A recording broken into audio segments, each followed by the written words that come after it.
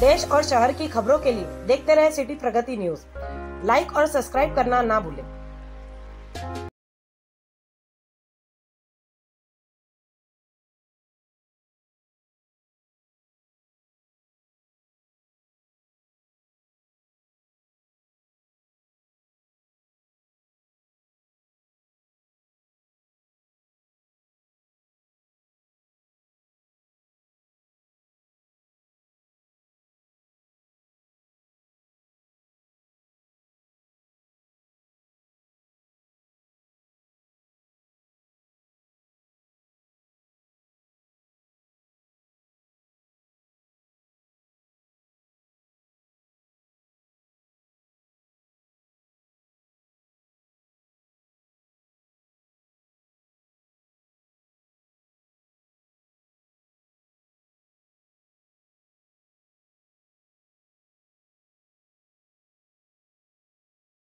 आदिवासी क्षेत्रावर उपाययोजना 103 कोटी 59 लाख, त्यातले 103 कोटी 56 लाख खर्च झाले, 99.98% टक्केवारी अशी जिल्ह्याच्या आपल्या खर्चाची टक्केवारी 99.99 झाली।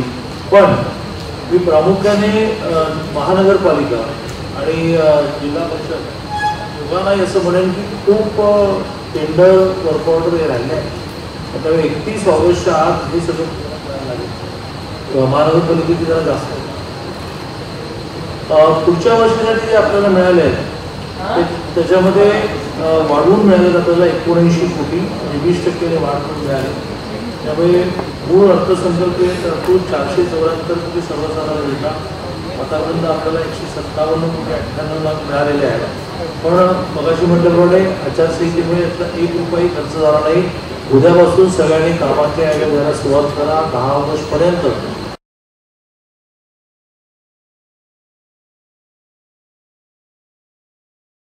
त्यापूर्वी मी पोलीस अधीक्षक विशाल आनंद विद्यापूर चौकीच्या लोकार्पणाबाबत आपले प्रस्ताव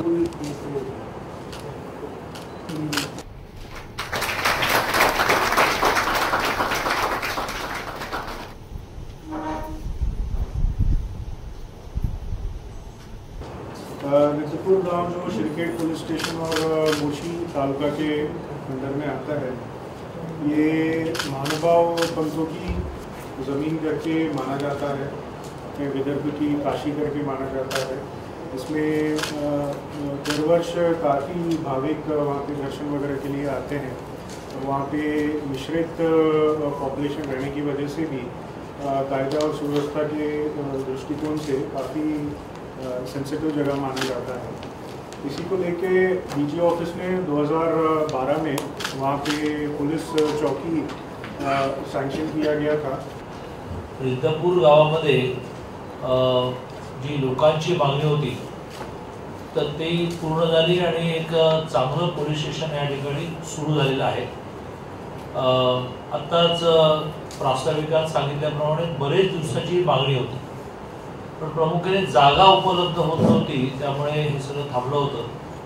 शेवटी विद्यापूरला शासनाने देशातलं नाही जगातलं पहिलं मराठी विद्यापीठ विद्यापूरला सुरू केलं। त्यावेळेला राज्याचा उच्च शिक्षण मंत्री म्हणून जेव्हा व्हिजिटला गेलो त्यावेळेला ती तीव्रता मला वेगवेगळ्या कारणाने जास्त जाणवली की ते पोलीस स्टेशनची आवश्यकता आहे।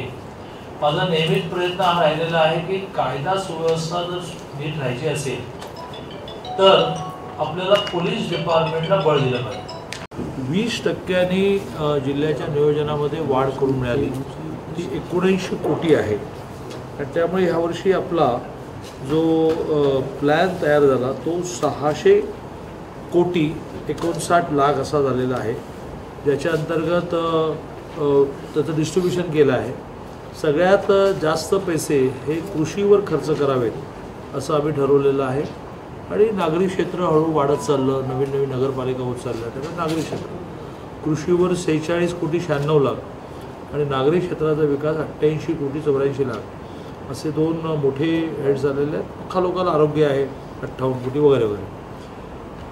आज DPDC झाली ज्याच्यामध्ये सर्व प्रकारची चर्चा झाली आणि मला असं वाटतं की सर्वांचं समाधान करण्यामध्ये आम्ही प्रशासन म्हणून यशस्वी झालेलो आहोत।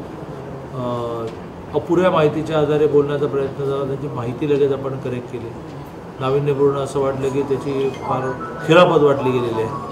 प्रत्यक्षामध्ये त्याची यादी पाहिली, त्याच्या फिल्म्स पाहिल्या, नंतर लक्षात आलं की नाही योग्य कारणाने खर्च झालेला आहे. आणि त्यामुळे बऱ्यापैकी समाधान घेऊन सगळे सदस्य परत गेलेले आहेत. प्रामुख्याने ज्या 3-4 मोठ्या योजना राज्य सरकारने घोषित केलेल्या आहेत त्याचाही आढावा झाला. आणि प्रामुख्याने मुख्यमंत्री माझी लाडकी बहीण याच्यामध्ये 4 लाख समथिंग हे जे फॉर्म आलेले आहेत त्याच्यामधली ज्यांची स्क्रुटिनी पूर्ण झाली अशी जवळजवळ 1,23,000 संख्या आहे. कारण स्क्रुटिनी पूर्ण झाल्याशिवाय पैसे जमा होणार नाही. तर ते होईल. आता रक्षाबंधनाला 2 महिन्याचे 3,000 रुपये अकाउंटला जायचे आणि त्यामुळे इथलं जे काम आहे जिल्ह्याचं ते स्क्रुटिनीचं आहे. त्यातल्या एक 10 जणींना त्यांची स्क्रुटिनी अतिशय व्यवस्थित झाली आणि त्या एलिजिबल झाल्या असं एक पत्र त्यांना देण्याचा कार्यक्रम झाला. आणि प्रामुख्याने कौशल्य विकास ज्यात अप्रेंटिसशिप पण जोडलेली आहे, त्याला स्टायपंडही जोडलेलं आहे, अशी जी 10 लाख तरुणींना रोजगाराची योजना आहे त्याच्यातही प्रोॲक्टिव्हली म्हणजे मला खूप अभिनंदन करावं असं वाटेल कलेक्टरांचं.